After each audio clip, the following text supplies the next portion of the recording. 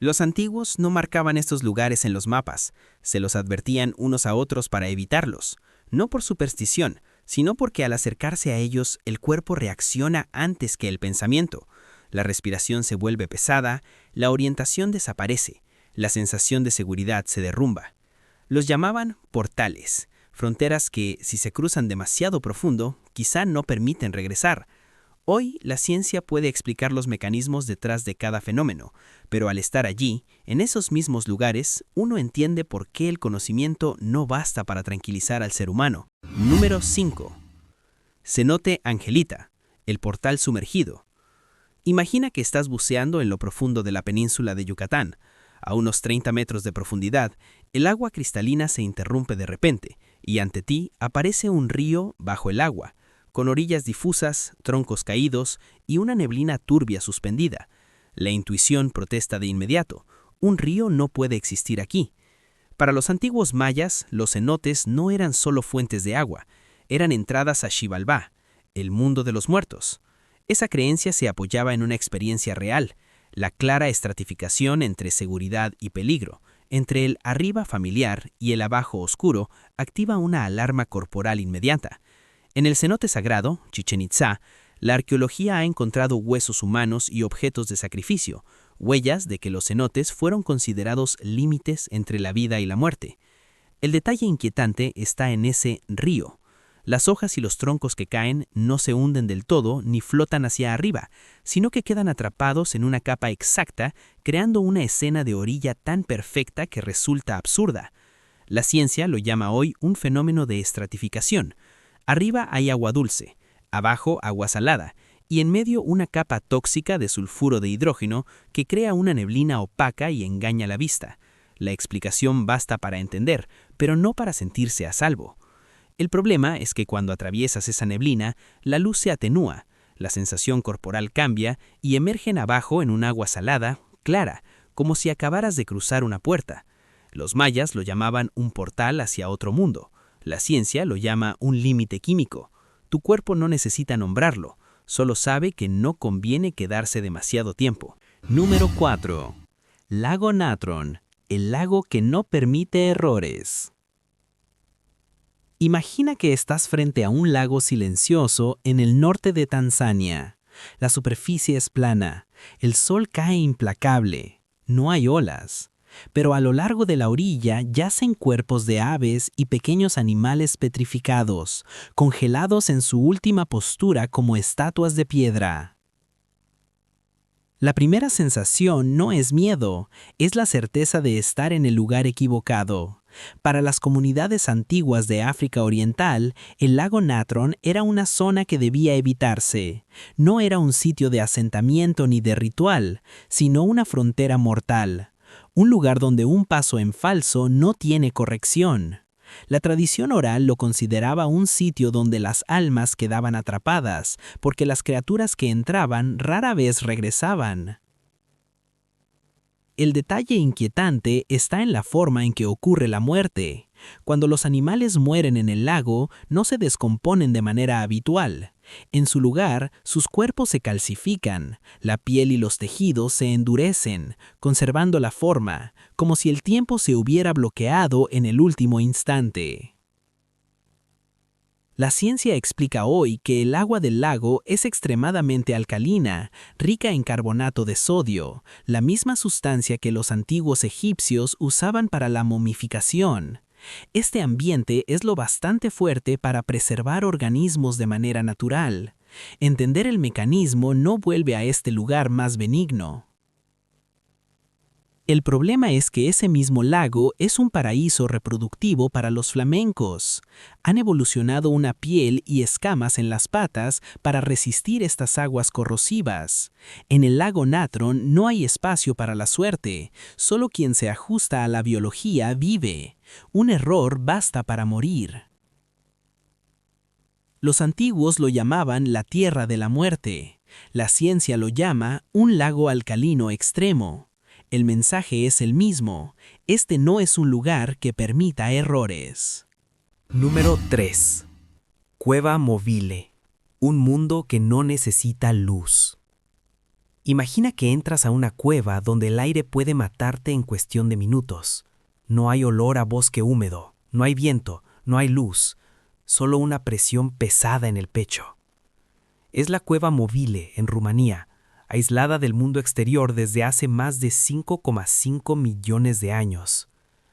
Para los antiguos, los lugares sin luz siempre fueron vistos como dominios de lo no humano, no por superstición, sino porque toda experiencia biológica allí va en contra de lo esperado.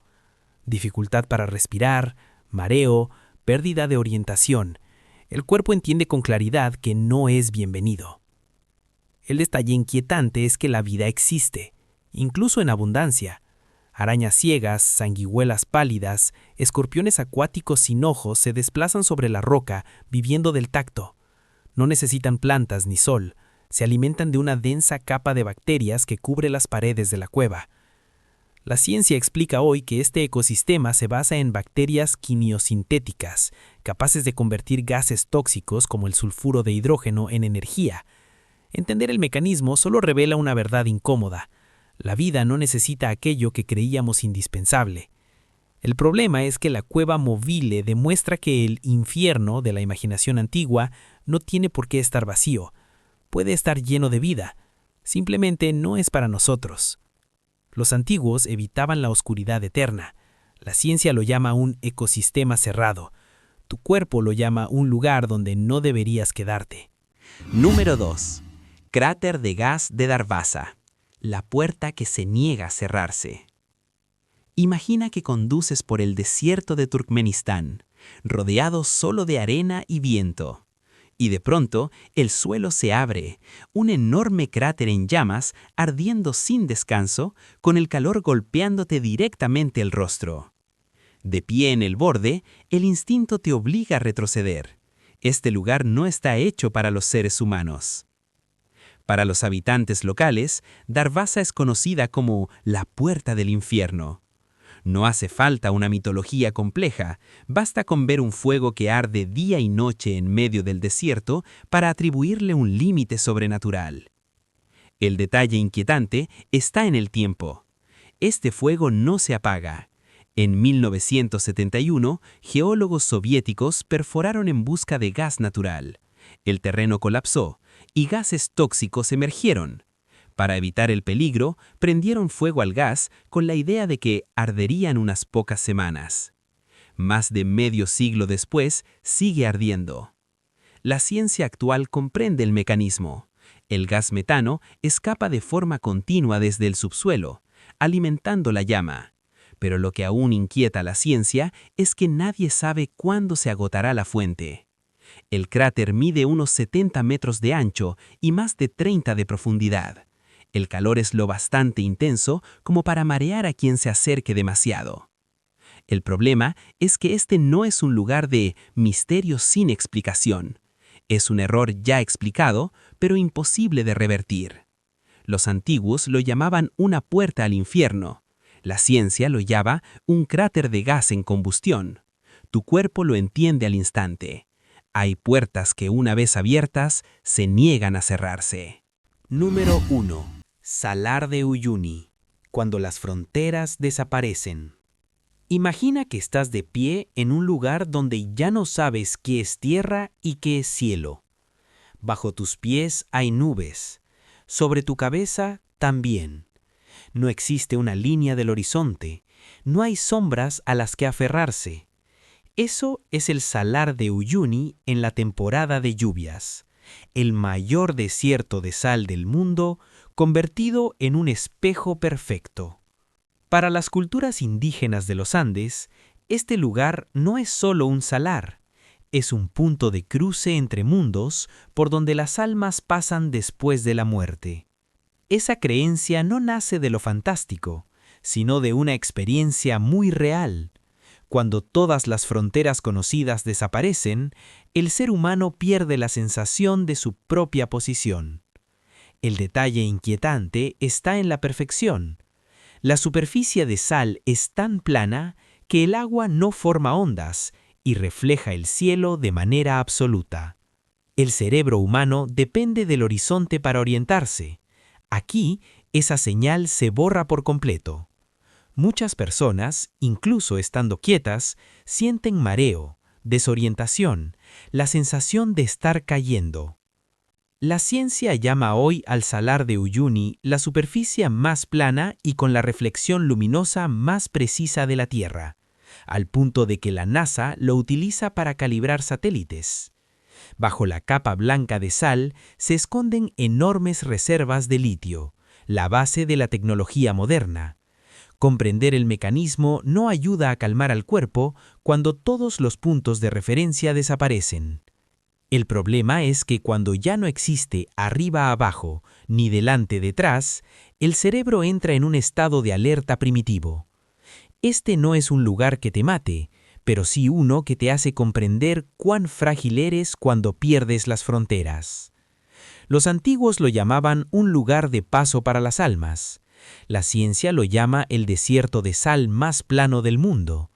Tu cuerpo solo sabe una cosa: cuando las fronteras desaparecen, ya no tienes dónde sostenerte.